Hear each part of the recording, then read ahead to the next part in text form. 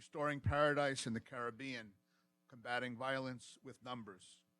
I want to thank, again, friends from the Inter-American Development Bank, Carlos Santiso, and Paulo Bachelet, Chris Barton, and others for making this possible and for continuing to work with the dialogue. This is another session that we've had with the Inter-American Development Bank on their important work on violence and crime, and we look forward to a continued and close collaboration.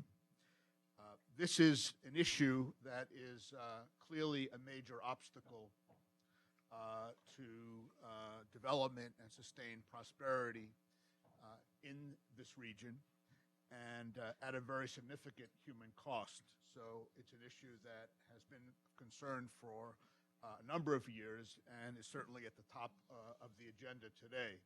The Inter-American Dialogue, since its founding 35 years ago, has focused attention on the question of violence and crime, and it's very important to our program in democratic governance and also our work on equity and prosperity. We have looked at this issue in Central America and Colombia and Mexico and elsewhere. In fact, a week from today, we're having another event here on that will release a report on the Maras in Central America, in the Northern Triangle countries of El Salvador, Honduras, and Guatemala. Clearly, though, we have not done enough on the Caribbean, which is why this book is so important and so welcome.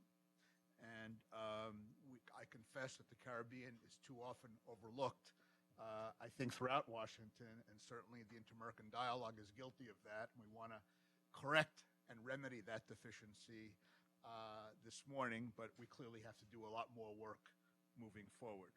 The Caribbean has its own particular features and its own dynamics that should not be assumed or subsumed within sort of broad generalizations about any issue, including crime and violence in the region.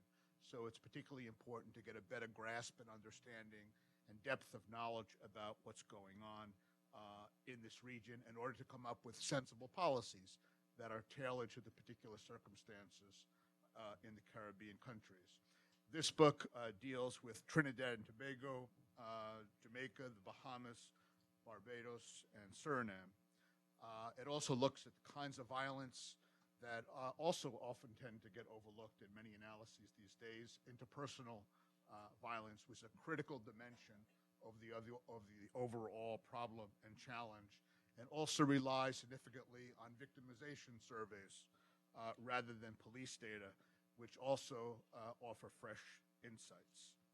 We're very honored this morning to have with us a superb panel to illuminate these issues and point towards practical solutions. We will first hear from Theresa Turner-Jones. She is the general manager at the Country Department of the Caribbean Group at the Inter-American Development Bank. She will sort of set the stage and offer some opening remarks. Then we will turn to Heather Sutton, who is the coordinator and lead researcher for this book, Restoring Paradise in the Caribbean. And Heather will talk about the main findings and results of this book and present its essential content. Following Heather's presentation, we'll hear from Stacey Plaskett, who is a member of the U.S. House of Representatives representing the U.S. Virgin Islands, and we're extremely honored to have the Congresswoman with us this morning. She taking time from her very, very busy schedule, and hopefully she could stay with us as long as possible this morning, but we're very honored to have her with us at the Inter-American Dialogue. And finally, we'll hear from Richard Aborn, who is the president of the Citizens Crime Commission of New York City, who will offer kind of a broader comparative perspective. And Richard has enormous experience and expertise in this area, knows these issues as well as anybody. So we have a fantastic panel. I see a lot of people in the audience with great expertise and knowledge, and we'll look forward to the discussion after the presentations. So with that, I'm pleased to turn it over to Theresa to get us started. Whatever you prefer. It's up to you.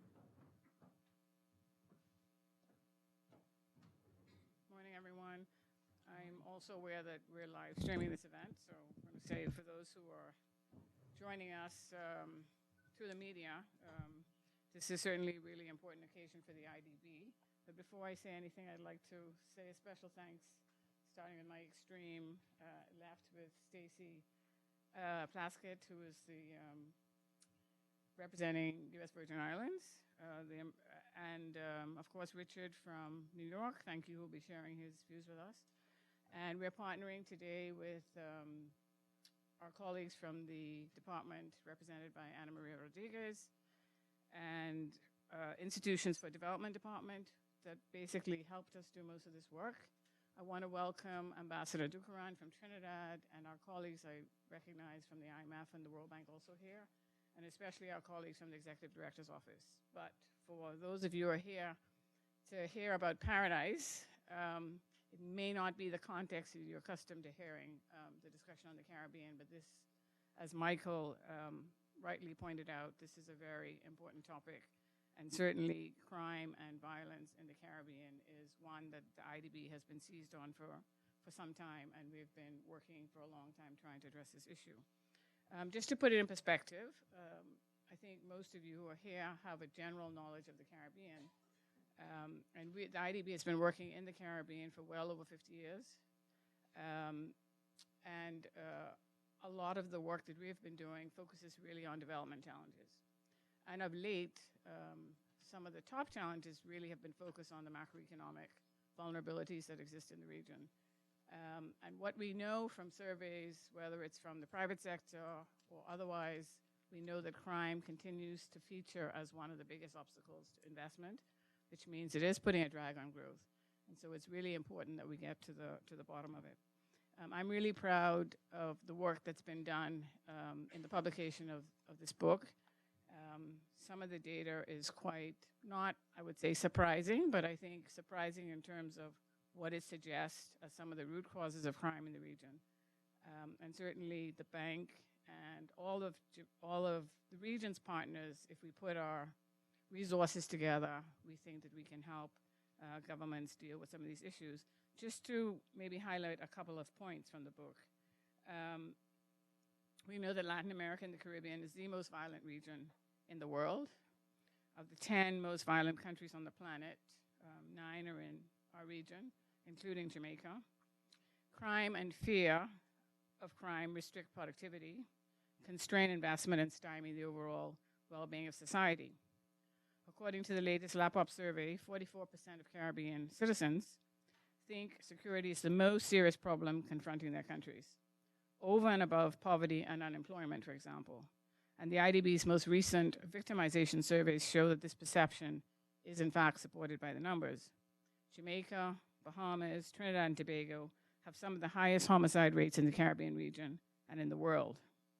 1 in 3 Caribbean adults has lost someone close to them to violence in their lifetime.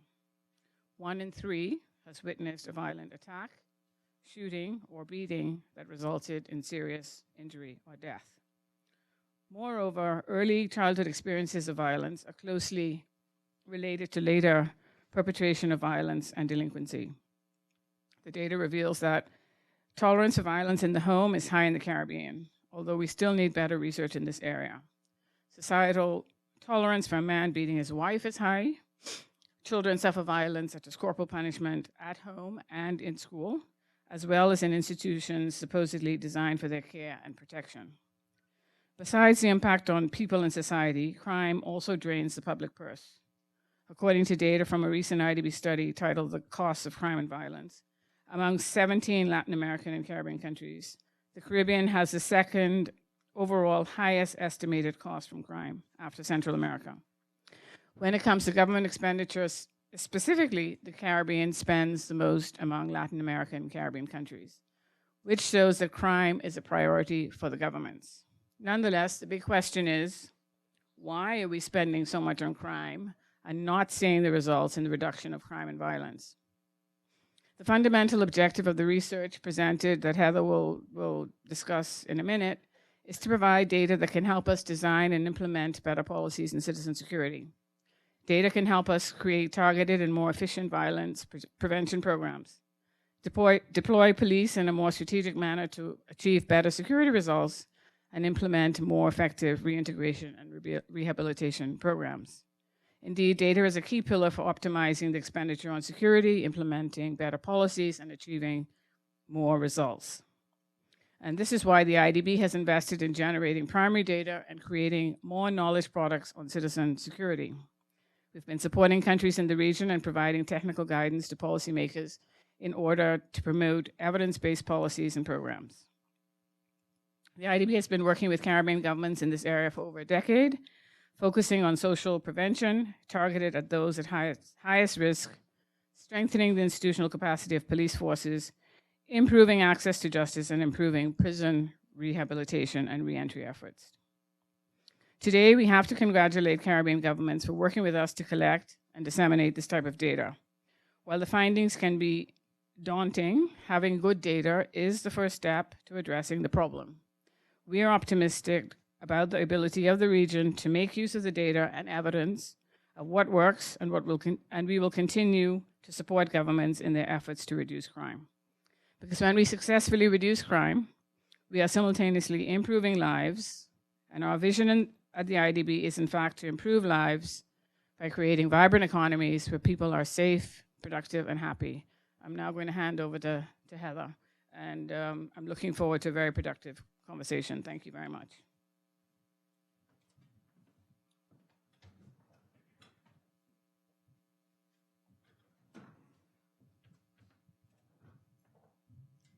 All right. Good morning, everyone. So, if you can't measure it, you can't improve it. This has really been the driving motivation behind this publication and behind all of these data generation initiatives and knowledge generation initiatives that Theresa mentioned that the IDB has undertaken together with Caribbean governments over the last several years. But when we look at what we actually know about crime and violence in the Caribbean, we know that, as was mentioned, some of the highest homicide rates in the world are in the Caribbean. The homicide rates for the region have roughly doubled over the last 10 years. But beyond homicides, we don't really know much.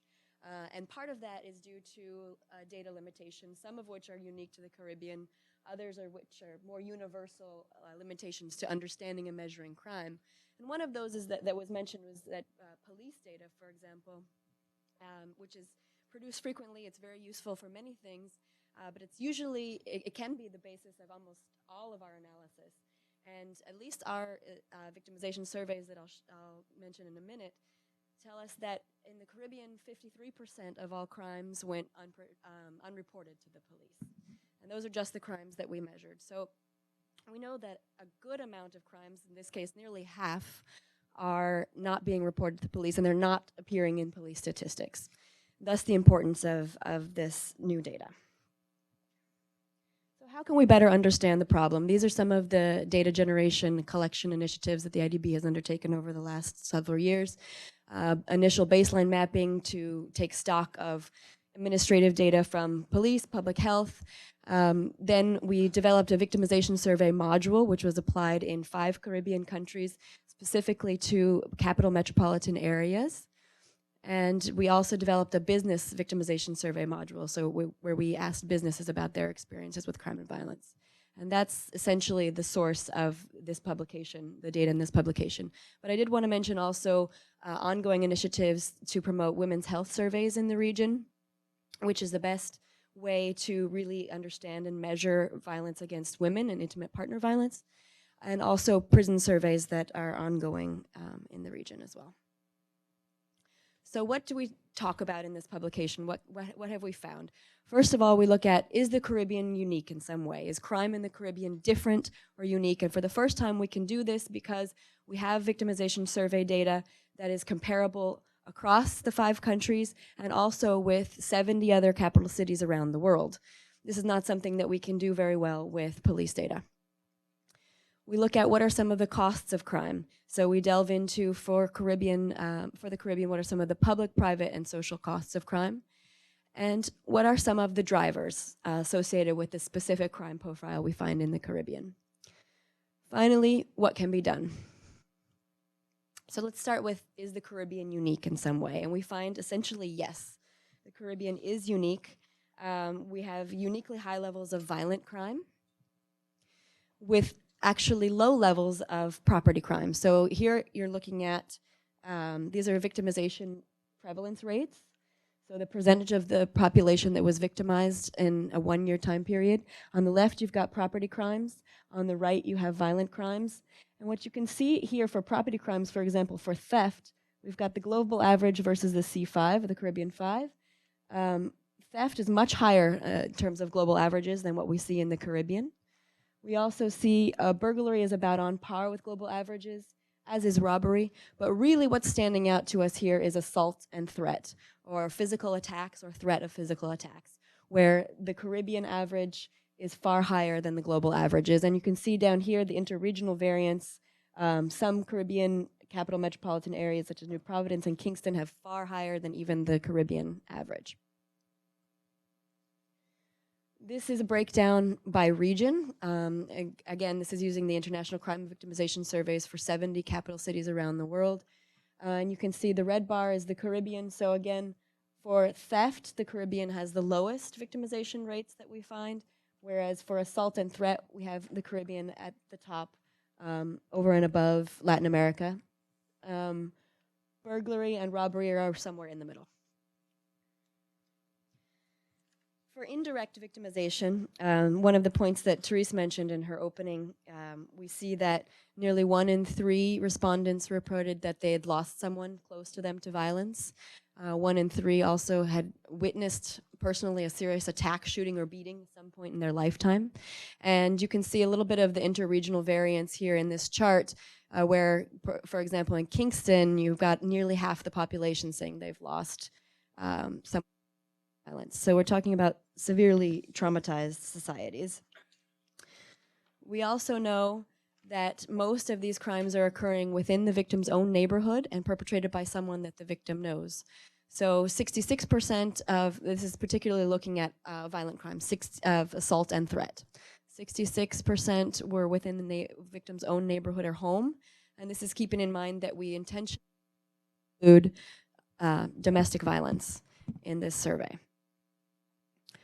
73% of assault victims said that they knew the offender, at least by sight, if not by name, and 30% of those assaults resulted in victims seeking medical attention. When we look at the breakdown by sex, we see that the violent crime, assault and threat specifically, is predominantly male. For theft and burglary, you see a small difference between male and female, insignificant.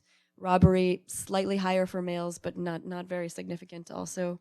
But when we look at assault and threat, we see a large difference, so we're mainly looking at males here. In terms of age range, again, there's a bit of variation for property crimes, but violent crime is where we see significantly higher victimization rate for youth between 18 and 30. So 11% of youth between 18 and 30 were victims of a violent crime in a 1-year period. This is compared to the global average of 4.4, so significantly higher. When we look at income, on the left-hand side here, you're looking at, on the right-hand side, you've got the Caribbean 5 versus the left-hand side is the International Crime Victimization Surveys. And what's interesting about this chart here is you're moving from the upper 25% income level to the lower 25% income level. Particularly for this crime of assault and threat, we see increased rates in the lower income quartile, whereas we don't see the same pattern necessarily for international averages. So what are some of the costs of this crime? Well, here you're looking at the averages for,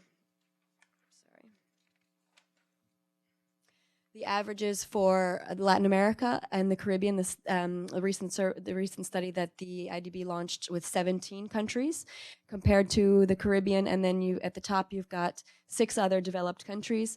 You can see in terms of using the same methodology to estimate costs, we see that the Caribbean has a high cost, which is estimated at about somewhere between 2.43 and 3.7% of GDP spent annually on crime.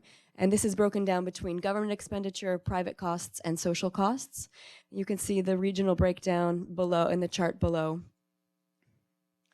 So as Theresa also mentioned in her opening, the Caribbean had the highest estimated costs amongst the 17 countries after Central America. And in terms of government expenditure, the Caribbean had the highest government expenditure of the 17 countries.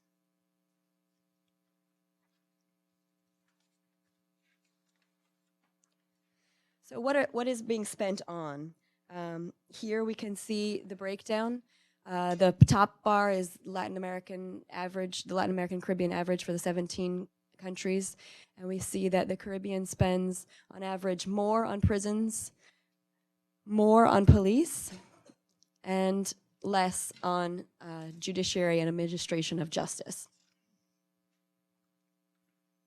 Some indirect costs also include higher intentions to immigrate amongst those who are victims of crime. The dark blue bar is the victims of crime twice or more in a year, versus the green bar, which is those who are non-victims, their intentions to immigrate on the right-hand side, and the dissatisfaction with life on the right-hand side. So some other. What are some of the drivers that we looked at? Violence starts in the home. As Theresa mentioned, many international studies have found evidence that cycles of violence begin in the home when children witness abuse of their mothers or are abused themselves. And we have little reliable data on this, on actual victimization, but we do have some data to tell us about attitudes, which we found are predictive of higher levels of actual intimate partner violence. So 1 in 3 would approve or understand of beating one's wife. If she's unfaithful, this was significantly higher than what we find in the Latin American average, or for the United States, for example. 78% of respondents say it's necessary to physically discipline a child. Again, significantly higher than the Latin American average. And 88% admit to suffering corporal punishment themselves. Again, significantly higher than what we find in Latin America or the United States. We looked at some of the risk factors that are often predictive of later perpetration of crime and violence. This is what you're seeing here is the difference in prevalence between Latin American countries and Caribbean countries. And you can see, particularly for earlier sexual initiation and fighting substance abuse, we have significant differences, significantly higher in the Caribbean region. And for protective factors, significantly lower in terms of engaged parenting, for example. Victims live in neighborhoods where there's higher levels of disorder and lower levels of social cohesion or trust amongst neighbors. So we developed neighborhood indexes, and we see that those that were victims particularly of violent crime, assault and threat, rated their neighborhoods far higher in terms of disorder and far lower levels of trust amongst neighbors. Informal social control, which is the willingness of neighbors to sort of intervene in neighborhood conflicts, was somewhat lower in victims' neighborhoods, but not significantly so. And victims tend to live in neighborhoods with a gang presence. So on average, 33% of the population said that they have a gang presence in their neighborhood for the capital metropolitan areas that we looked at, far higher for victims of assault and threat. Last but not least, the tools of violence. We find that firearms are used more often in the Caribbean in violence than they are in other parts of the world. So a gun was used about twice as often, 35% of all robberies and 17% of all assaults, compared to international averages. Given the high assault rates already, that means that your risk of being assaulted with a gun in the Caribbean is about 3 times higher than in other capital cities around the world.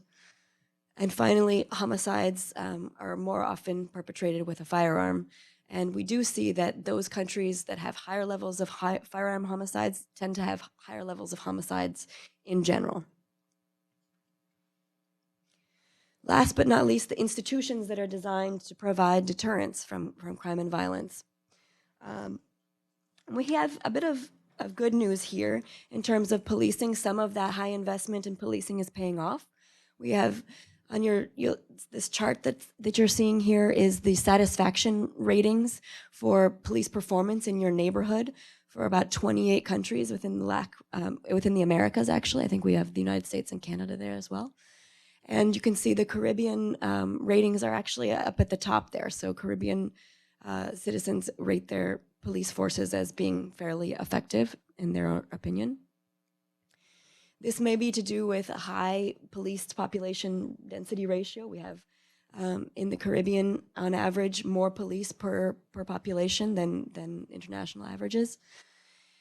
But that doesn't necessarily translate into better intelligence and better use of the police forces. So we do see lower detection rates for the most severe crimes, such as homicide. For example, the Bahamas had the highest detection rate at about 50%. Trinidad and Tobago, only about 14% of homicides are solved. In terms of the courts, we have very little systematic data collection. We see that there are low conviction rates generally, high levels of trial dismissals because of lack of evidence, and there's often long case backlogs, which,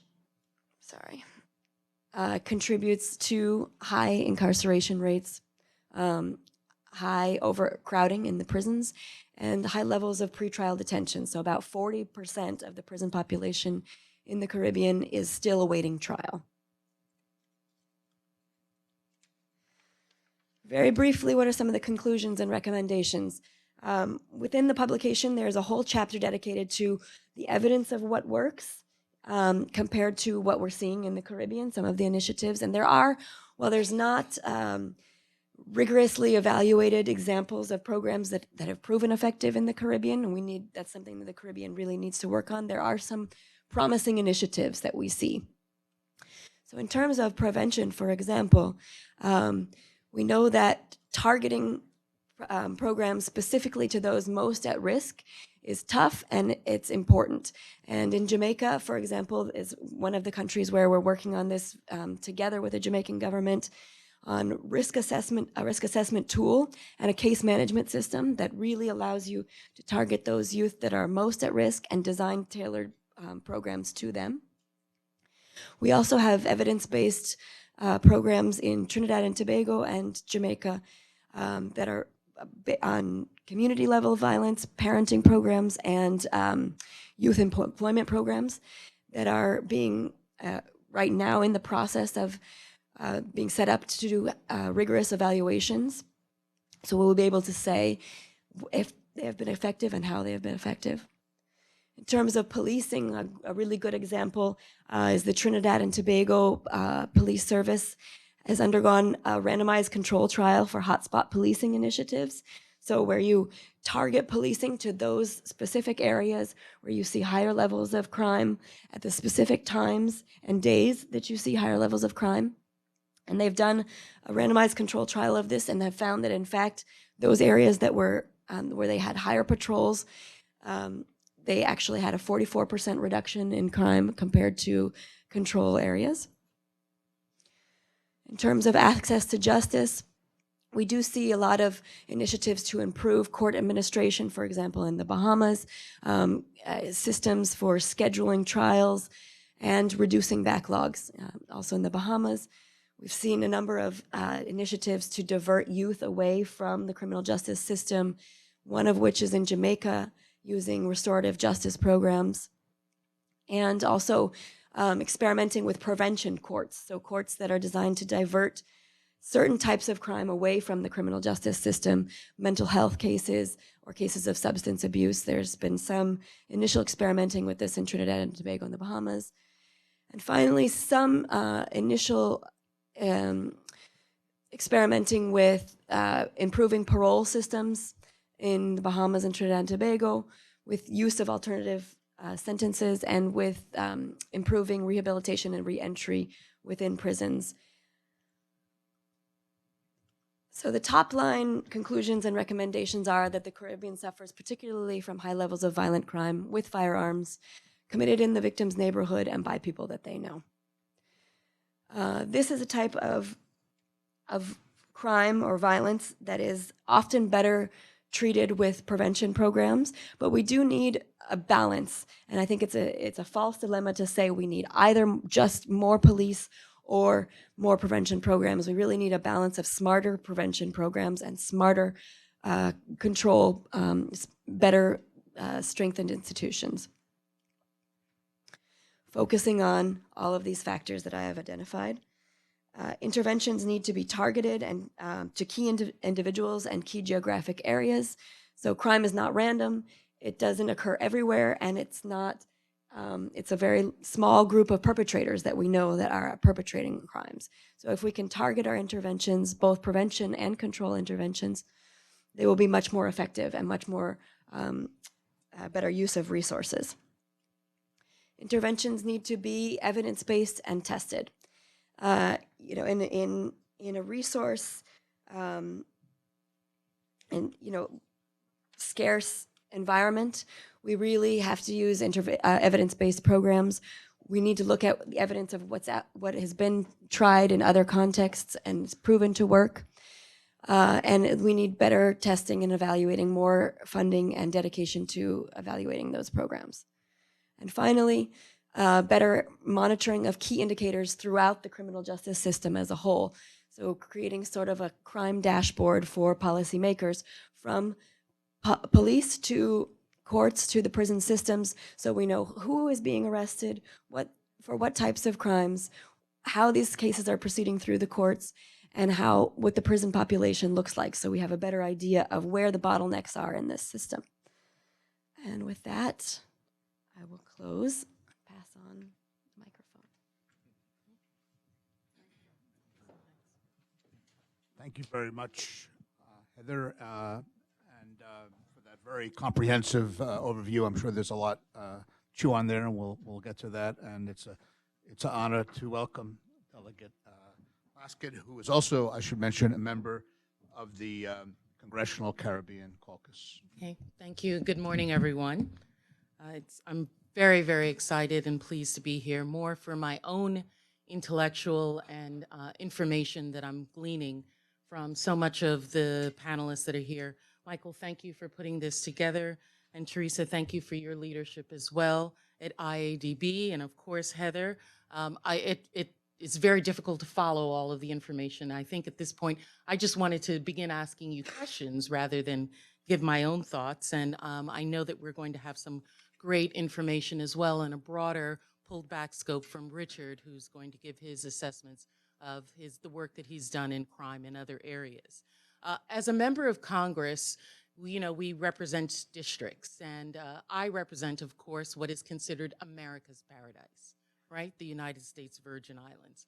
And one of the things that's really a pleasure for me always is when I go home, I made it a point to my staff that every long visit that I have, I want to visit schools.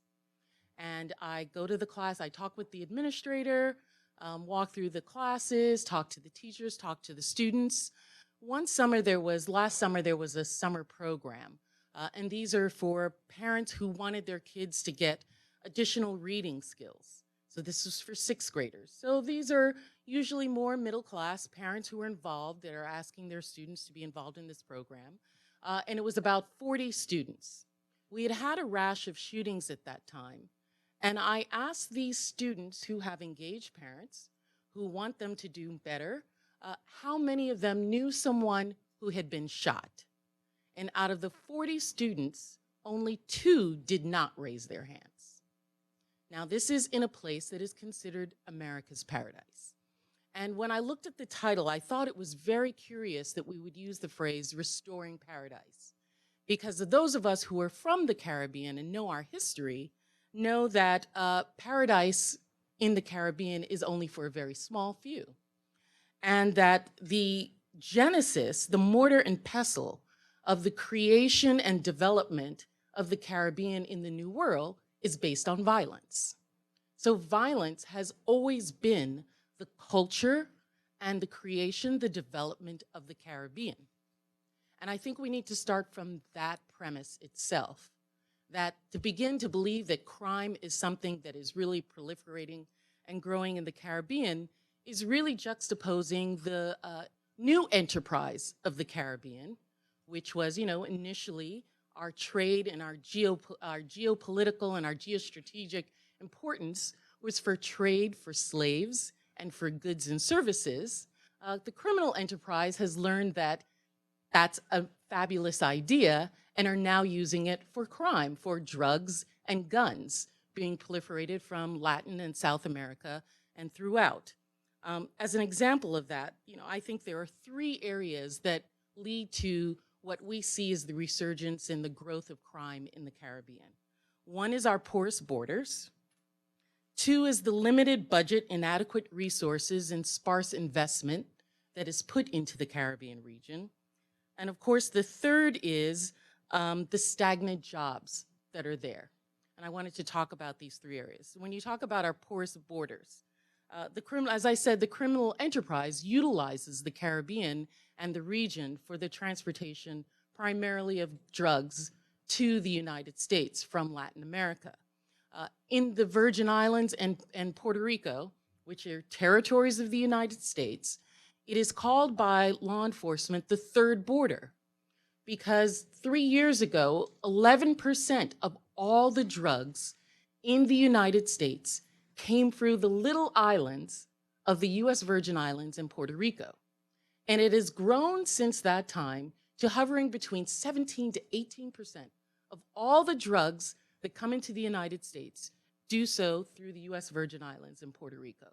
That is a tremendous amount of drugs that are flowing through an enormously small area, which in turn means that those drugs have to pass through gangs, through enterprises, the fight for control of these, the influence of Colombia, Venezuela, on what happens in those islands to ensure that the greatest amount of drugs get to the United States leads, of course, to the violence that we've seen. Virgin Islands has, by far, the largest violent crime rate in the United States, but is never discussed. Is never discussed by lawmakers because, of course, it's 100,000 people, 4,000 miles away from the capital. And the ones that are most affected by it don't have plane tickets to come to their members of Congress to complain as well. The other area, of course, is the limited budget and inadequate resources that the federal government and others give to the Caribbean region. We are seen as paradise. We are seen as the place of pina coladas and beaches.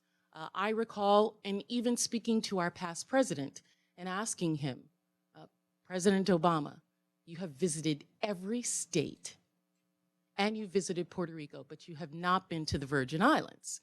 And his response to me was, people will think I'm on vacation.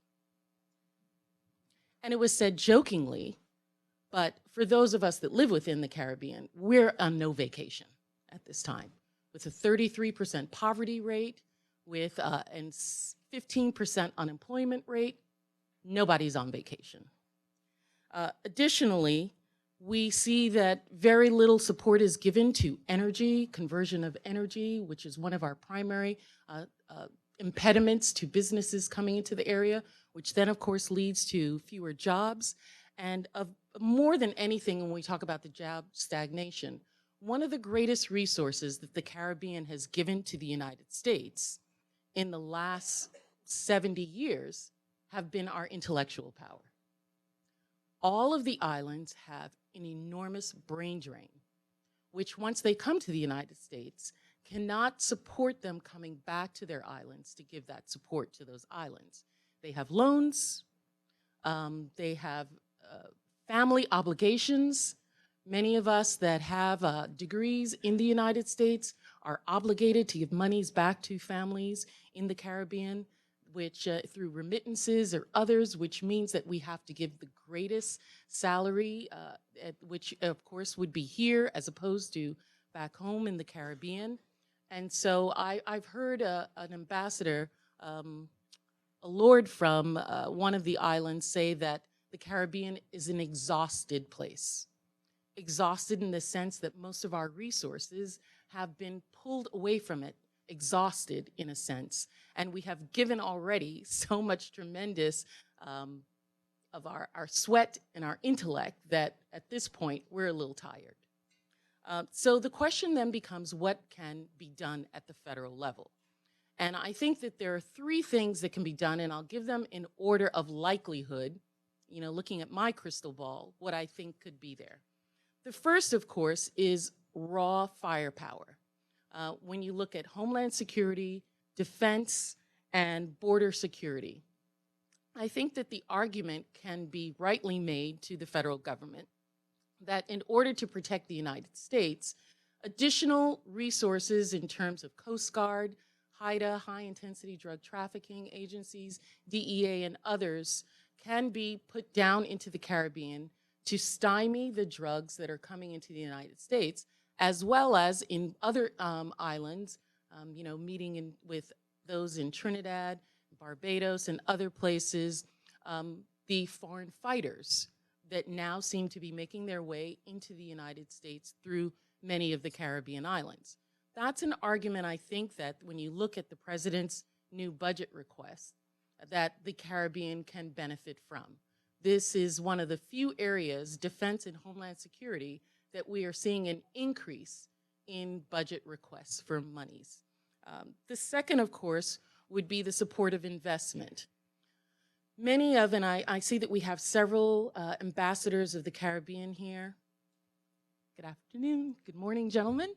And I don't know who else may be here, but one of the discussions I've had with the ambassadors is that the argument can be made in this administration that there is a profitable benefit to the United States by supporting investment in the Caribbean, primarily when it comes to the votes needed by these Caribbean islands to thwart Venezuela and others. Many of these islands would support the United States in some of the votes, but cannot do so because of the financial support that they're getting from Venezuela, Colombia, some of these other regimes. And so the argument should be made to this administration that additional financial support and investment put into these areas would in fact allow some of these votes to pivot in a manner that's supportive of the United States, along with being areas that have enormous economic untapped opportunity. The third area, which I think is the least likely in the climate in which we are in Washington to receive support, but is very, very needed, is social services. The discussions of education, the discussions of after-school programs in the Virgin Islands for the last 3 years on our largest island, St. Croix, there have been no after-school program federal support at the elementary school level. That's cataclysmic in terms of the hours in which children most need the support before their parents get home.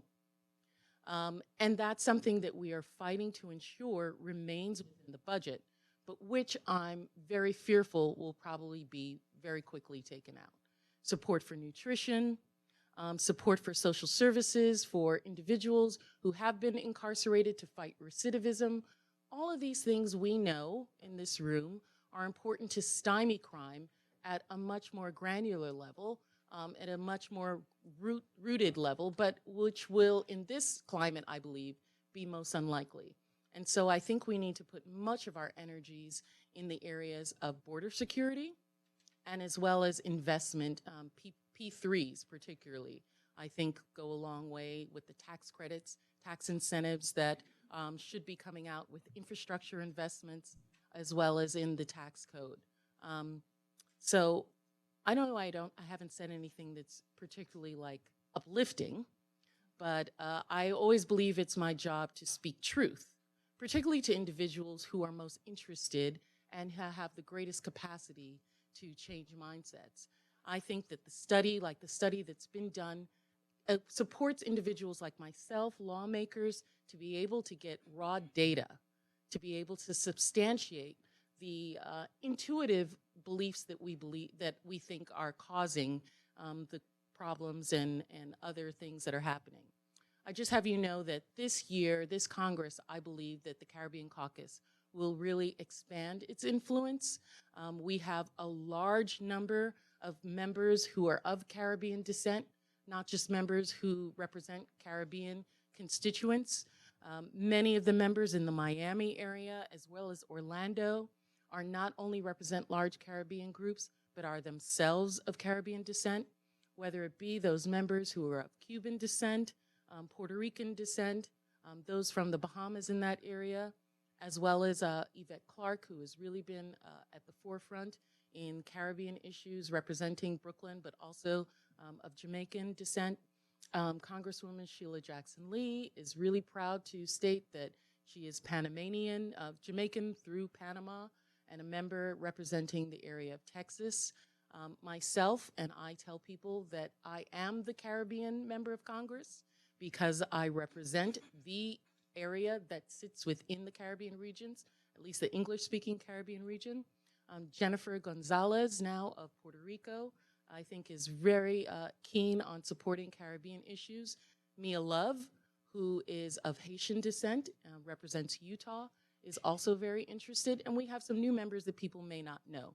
Anthony Brown of Maryland, his family is originally from Jamaica. And Don McKetchin of Virginia has a family who's originally from St. Kitts and Nevis. So we have a large number of members. Oh, and of course, we have to always talk about Gregory Meeks, who, while he is not Caribbean, his wife is from the Virgin Islands, and he has to do the right thing. He wants to come home. So I think with those members in place, we are having quite a bit of dialogue with the ambassadors who represent the Caribbean Caucus on how we can be supportive, how we can educate this administration that NAFTA is not CAFTA, that the issues of the Caribbean are very unique and require different tools to support it, and how we can move just legislation which talks about recognition to legislation which actually involves action on the part of the administration. So thank you all, and I'm looking forward to the rest of the discussion.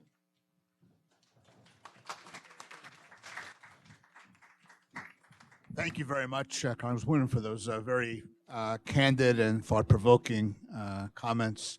And we'll finally turn now to Richard before opening up to all of you. Richard?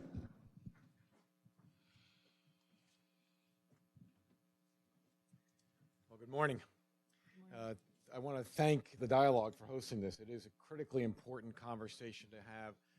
It is one of the little understood regions of the world that has so much violence and needs so much attention, and is certainly not on the political landscape of enough people. And I think with Stacey in Congress, that may well change. So congratulations. I also want to thank, if I may say, my colleagues at IDB, particularly in the Citizen Security Cluster Group. I've had the pleasure in life of working with some remarkably great teams around the world, and this is one of the better ones that I've worked with, in fact, if not one of the best. And the reason I say that is not only are they just an incredibly great group of people, but the rigor they bring to the process of everything they do is really rewarding and refreshing and can only lead to good results. And this is but one very good example of that rigor. So not only thank you for hosting me, but thank you for the work that you do. It's really terrific. I find today a bit challenging because this is such a rich publication. If this were a public health conference, this would be the diagnostic tool. This would be the tool telling you where you need to look and where you need to go. It's sort of the first great step in epidemiology.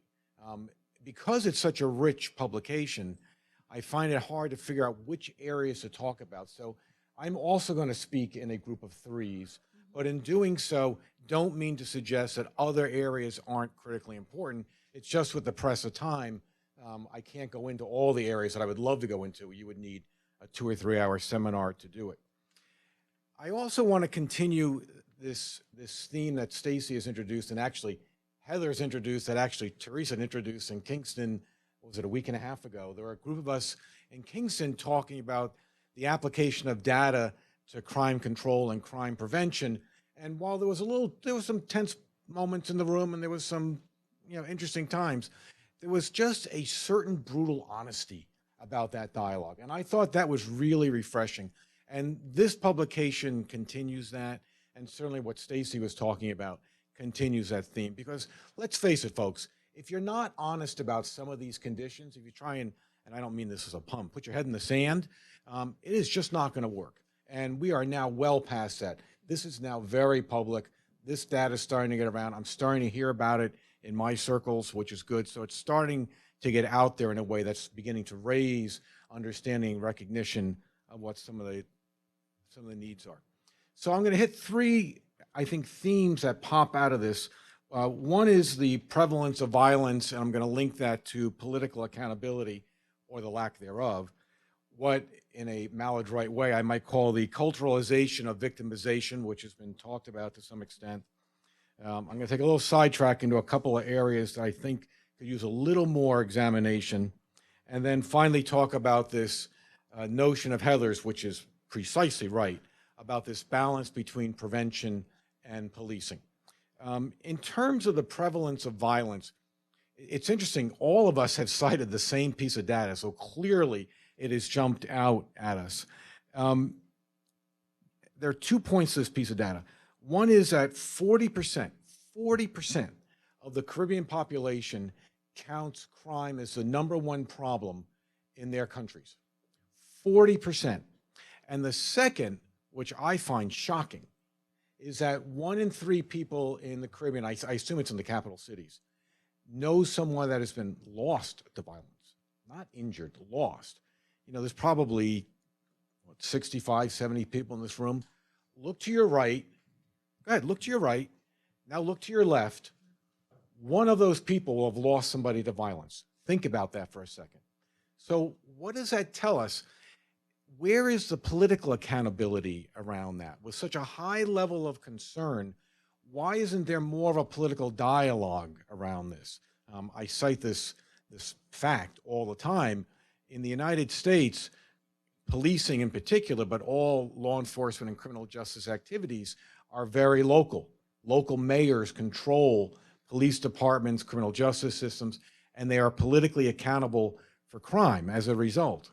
And that's really important because I defy any of you in this room to show me a mayor anywhere in the United States at any time, and I've checked this, that has been reelected when crime was skyrocketing in their constituency. It is just not going to happen. And the reverse is true. Mayors, it's happening in New York right now, mayors frequently run on their very strong records on crime. Why? Because they bear the principal political accountability. Why? Because control over policing and criminal justice is all very local. Therefore, you look to your local government, therefore you get local results. There's no way to hide at the national level in the United States because the local official is in charge. So it's, in this context, 40% making it the highest level, 1 in 3 people losing someone to crime. It's just something to think about in the region.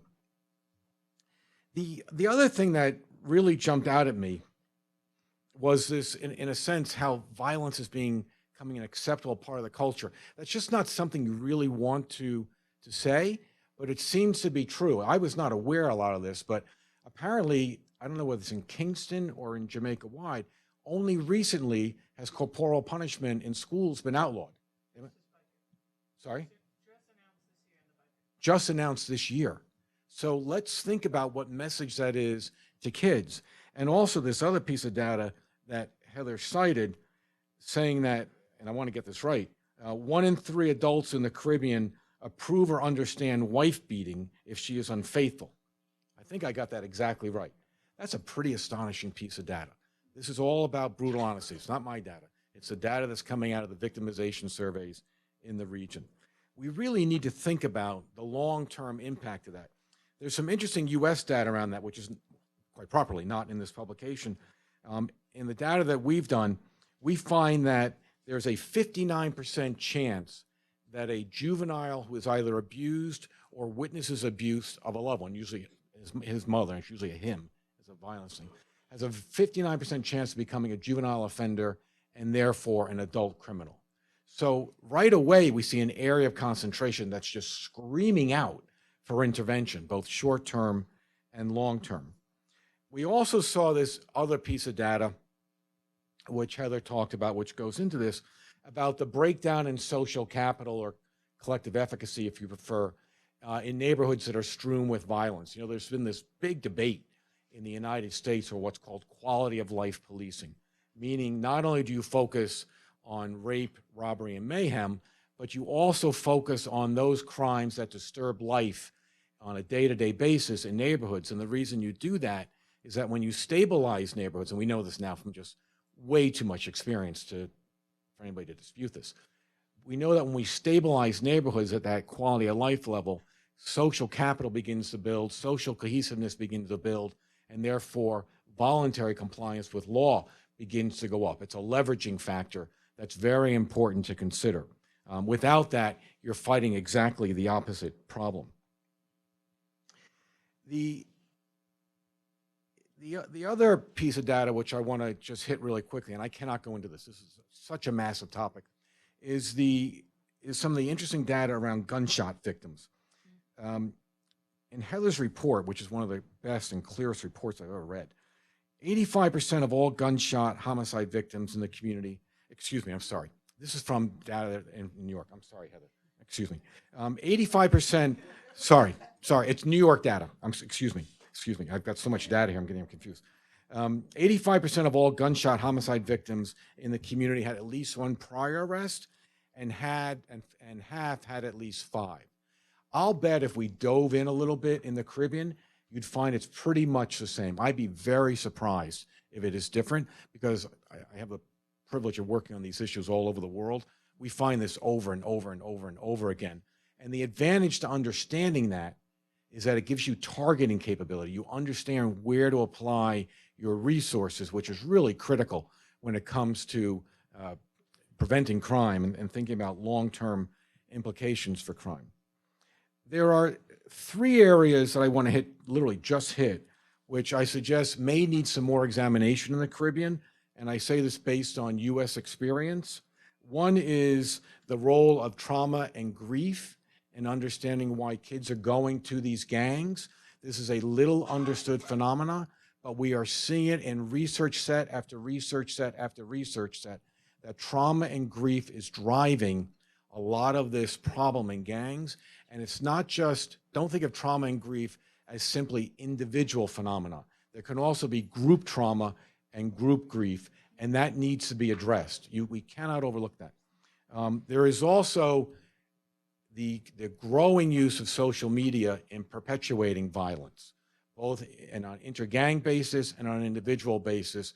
And there are a lot of tools being developed out there now to intervene in that violence, and those tools are quite successful. Even within my group, we have developed some technology-based tools to intervene in online violence, and the evaluations are very, very strong.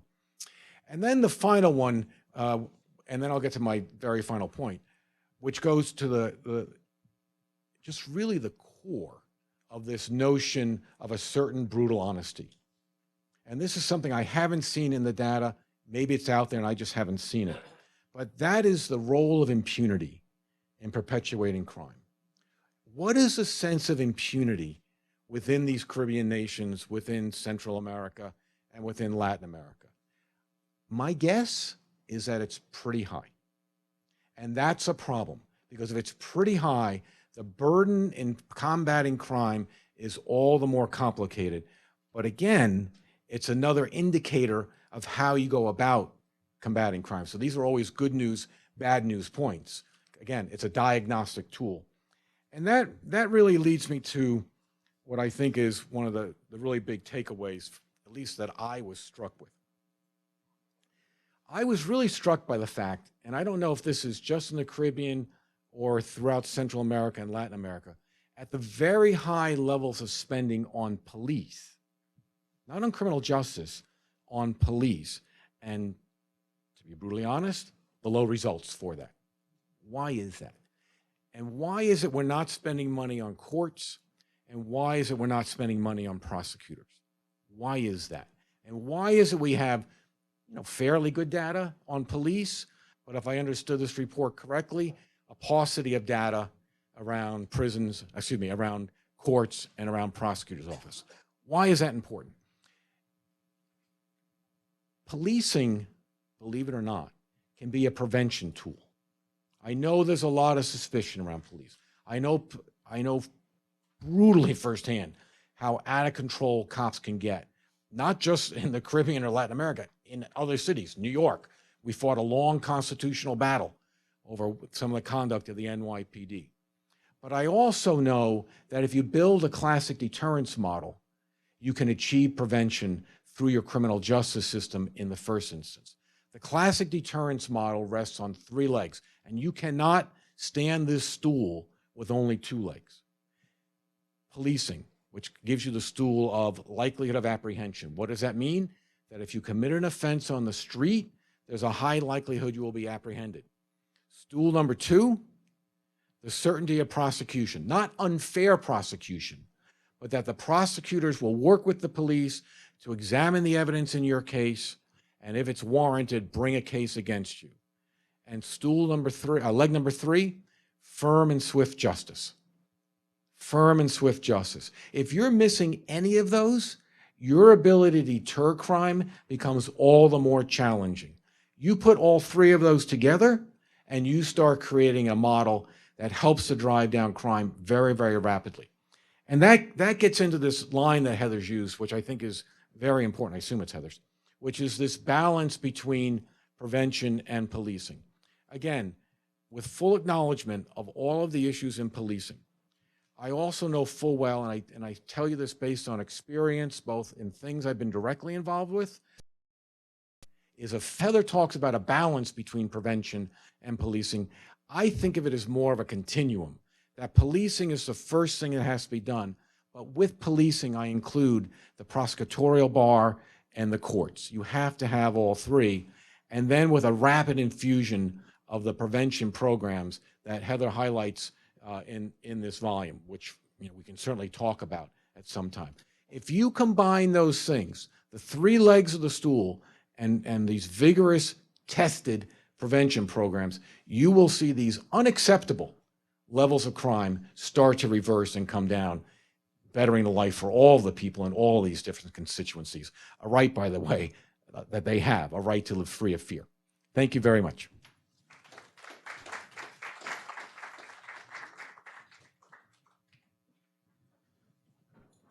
Thank you very, very much, Richard. I think the Congresswoman is going to thank you very much for joining us. It was.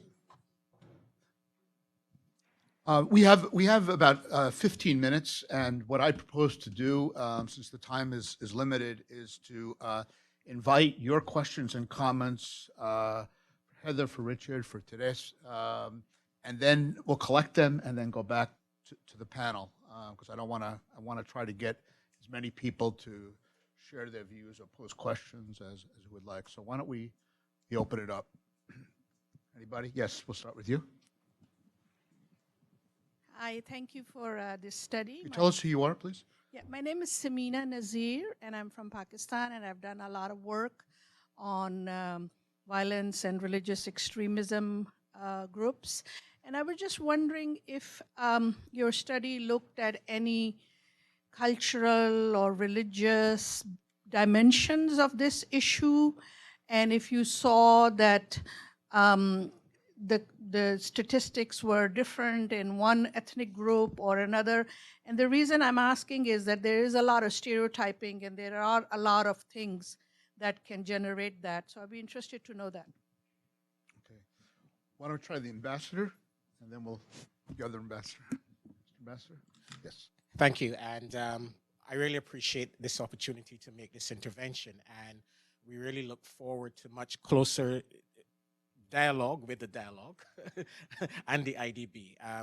I think it would have been useful in planning an event like this to have the perspective of one of the ambassadors from the Caribbean, because a lot of what I've heard, as a lady said, is stereotyping. And you cannot paint our region with one broad brush. There is lots of diversity within the Caribbean, yet our security obviously is definitely interlinked. My own country has one of the lowest homicide rates in the hemisphere. It is about three times safer than Washington, D.C. Right? So you cannot, quite frankly, say, yes, we have problems in Barbados and in other Caribbeans, but there really has to be a much deeper dive in how we analyze this issue. What I think is also missing from the recommendations is yes, it has some excellent recommendations on what countries need to do, and many of the countries of the Caribbean are doing many of these things, including my own. But I think there needs to be a much closer look at some of the external drivers of crime and violence in the Caribbean. We don't make guns in the Caribbean. We don't make guns in the Caribbean, yet our region is infested with guns. And this is a result of policies in other countries, in source countries. So I think that it also needs to be an honest look, I think an honest reflection on some of the external drivers of crime and violence, because domestic and national action will be frustrated in the absence of some concrete measures and actions globally. But again, I really enjoyed this conversation, and I'm relatively new to Washington, D.C., and I really look forward to having conversations like this on difficult issues affecting our region. And please involve us. We're here, we're your servants and clients, and we really want to work with you to ensure that the perspective of the region is amplified in Washington, D.C. Great. Thank you. Thank you very much, Ambassador. Well, in that spirit, I'd like to the floor to the Ambassador from Trinidad and Tobago, who we're also honored to have with us this morning. Thank you very much. Let me begin by expressing my really deep appreciation to, well, first the dialogue for hosting this event, and then for the clear effort at rigor, as was pointed out by Richard, in trying to give us data, the evidence, the science, as I say, there's sense and science, and you have to balance your sense of what's happening with real science. So I want to commend all the partners in the research project. I was particularly struck by a couple of the comments that were made, and I'm going to just categorize my observations in these three contexts. The issue of intelligence, and I'll come back to it. The issue of investment, and third, institutionalization, or when we talk about building institutional capacity. I worked in the security realm for a very long time. For those of you who know me, it's quite a long time. I won't say it. It might give away my age. But, at the end of the day, you have to try and break down complexity to something simple. And for me, our challenge with crime and violence in the region was about see, stop, catch, and correct. See, stop, catch, and correct. And the focus in the region has been just on trying to catch. And when we catch, we have weak institutional capacity to deliver the justice that you were talking about, the prosecutorial process, and therefore to effect not incarceration, but correction, to then address to stop the recidivism issue. But then at the front end, the very strategic end, our region, and it goes back to the historical basis of that was laid by Congresswoman Plaskett. Our region is the only region in the world, geographically, that is configured the way it is without the level of persistent surveillance, that is to say, by way of intelligence. So we largely will continue to have porous borders because our intelligence capacity is simply too weak for what we are facing. We need much more investment into that seaside, and the stop. And again, this is where the Department of Defense in the US has been very supportive with our institutional reform initiative. There's a need for more strategic outlook, security sector reform that covers the full spectrum, so we don't just focus on the catch and now trying to do some correct. We're not seeing anything, so everything is coming. We're not stopping most things, so much is coming. The guns that we don't manufacture make their way in a region that historically has been characterized by an experience and a culture of violence. I want to commend again the effort. I noted too, one final observation in the data and the methods. I didn't see comparisons with other developing regions. You had the Caribbean, and then the US, UK, France, Germany. That doesn't speak to some realities, which I think go back to some of the cultural issues. Great. Yeah, but great, happy to be here. I have to run away to the Permanent Council meeting now. We're preparing for the GA, but I'm happy to be here, and you have a partner. Thank you. Trinidad and Tobago will continue to support your efforts. Thank you. Appreciate it. Thank you very much, Ambassador. We had a few more questions here, and then we'll turn back to the panel. Yes, sir.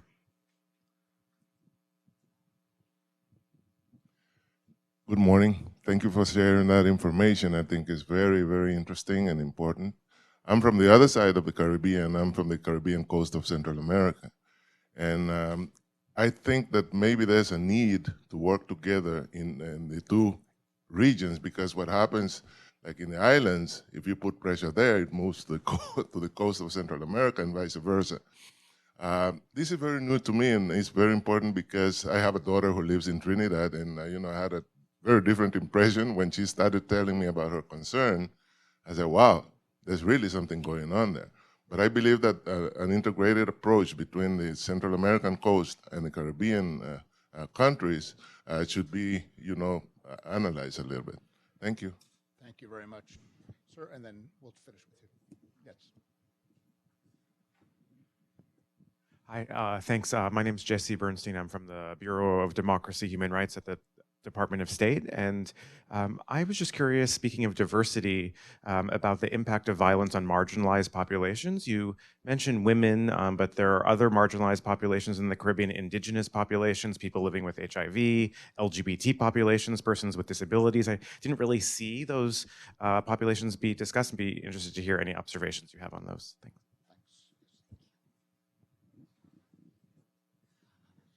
Good morning, everybody. I'm Xander Coswell. I'm a Jamaican master's student at Georgetown University Security Studies program.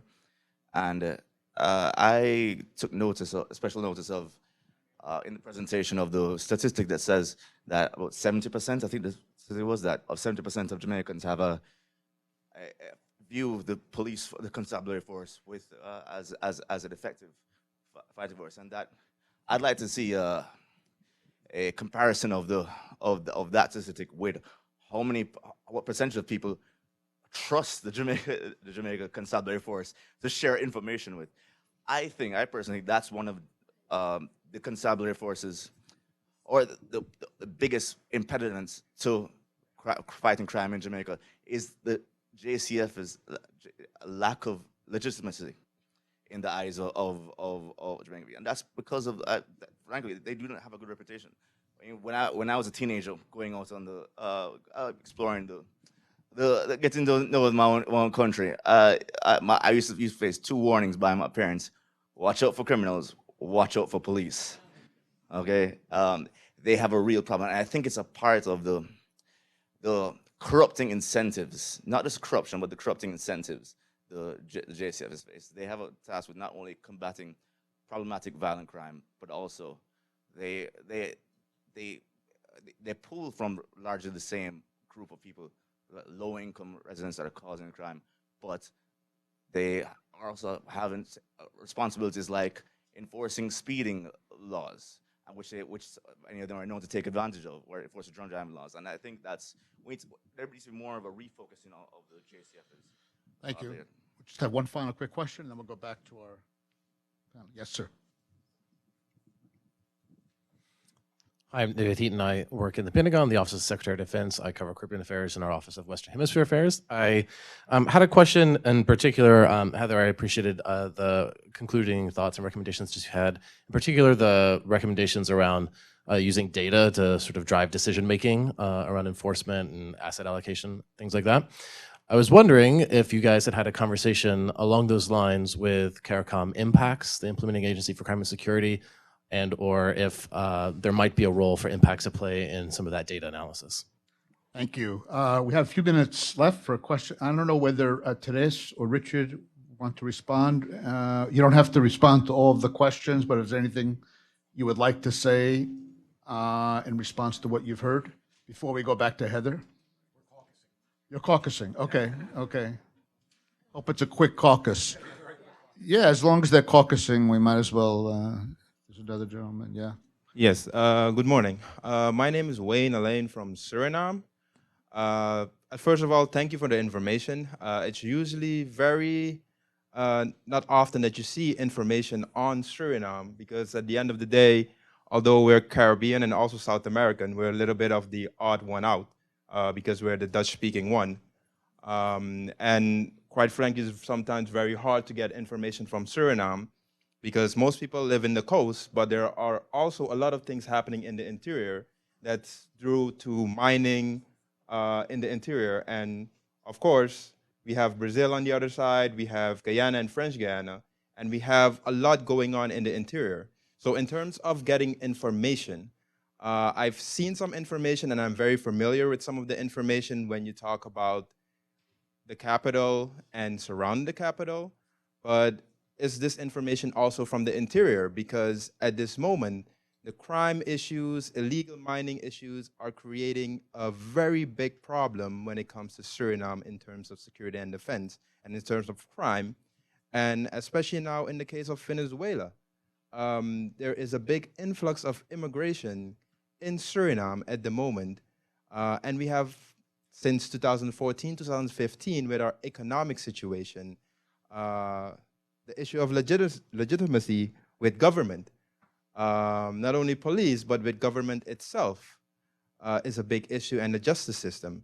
So has that been also addressed? Because as the ambassador said before from Barbados, there are huge cultural differences when you look at Suriname, Guyana, in terms of the Caribbean, when you're talking about the islands.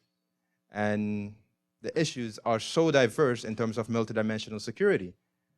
The concept, every country has their own issues, so has that also been addressed? Thank you very much. I really, there are a lot more questions, but we're already at the end of the session. I don't want to abuse people's times. I know people have to go back. So the biggest takeaway so far is that we need to do another session on this. So I take that to heart. It's very clear. But let me, if I can, go back to the panel.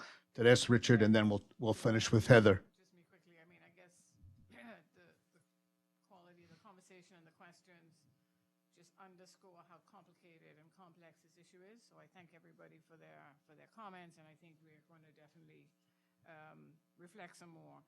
Just want to comment on I think the person is maybe from Jamaica, talking about the JCF and trust. So one of the follow-up pieces of research we're going to be doing this year is on the quality of institutions in the Caribbean and getting to the bottom of that issue, because there is an issue of whether police are trusted. And I think the number you're quoting, Heather's going to clarify, but it's an index, it wasn't a percentage.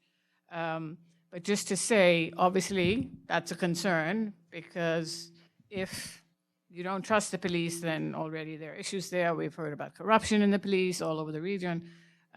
And clearly, the work has to be done country by country to make broad statements. But just to say that that's going to be an area of research for follow-up. And Heather's going to talk now about some of the more specifics on the data. All right. Can everyone hear me? Yeah. Okay. Let me see if I can cover at least the majority of the questions, hopefully. I think a lot of the questions could actually be clarified by because of the limitations that we had with the data. So in terms of analyzing borders and organized crime, drug trafficking, a lot of these topics didn't make it into this publication specifically because they're not topics that easily lend themselves to researching understanding with victimization surveys in particular. So they require, other instruments, other types of research that unfortunately we could not cover absolutely everything.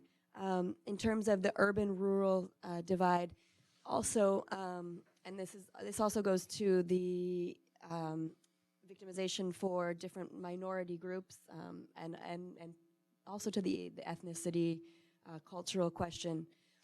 We have some limitations. Victimization surveys typically cost quite a lot of money to do. You need a large sample, so we do a representative sample of the population. We did about a 3,000 sample in each capital city because that's where we tend to have more crime.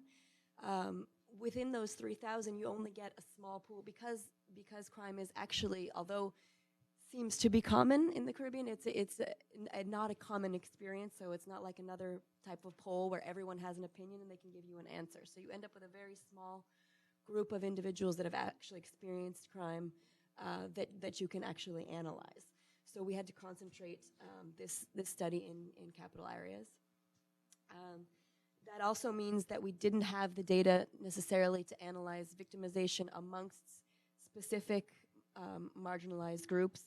We did do a bit of analysis, not with the victimization survey data, but under a partnership with ongoing analysis that we have, another project looking at ethnicity and gender and crime for Trinidad and Tobago specifically, which is the only country in the region that we found had police data disaggregated by ethnic group and by gender. So there we were able to do some analysis, and we did find that in fact Afro-Caribbeans in Trinidad and Tobago have a much higher rates of homicide, and on the other end also much higher rates of arrest for homicides and violent crime. Let's see, I think the two other questions that for the ambassador of Barbados, I wanted to get to, absolutely the interregional variance is a very important issue here. It's hard to talk about a region when each country is very diverse and faces a very different problem. We did try to address that more in the book. I think you'll find there is a lot more discussion at the sort of the different national trends.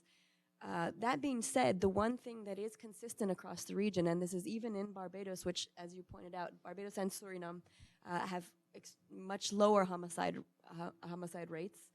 We don't see the types of lethal violence that we see in other Caribbean countries, such as Jamaica. But the one thing that is consistent are those higher assault and threat rates. So in Barbados, despite the lower homicide rates, you do have those high levels of assault and threat that are above the international averages. And in fact, Barbados is interesting because it's one of the only countries that has done an international crime victimization survey previously in 2001. So we actually can look there, and we see that while, for example, burglaries have decreased, assault and threat has almost doubled over the last, from 2001 to 2015. So it is a concern, and I think what you mentioned in terms of guns and firearms is absolutely one factor that's very important.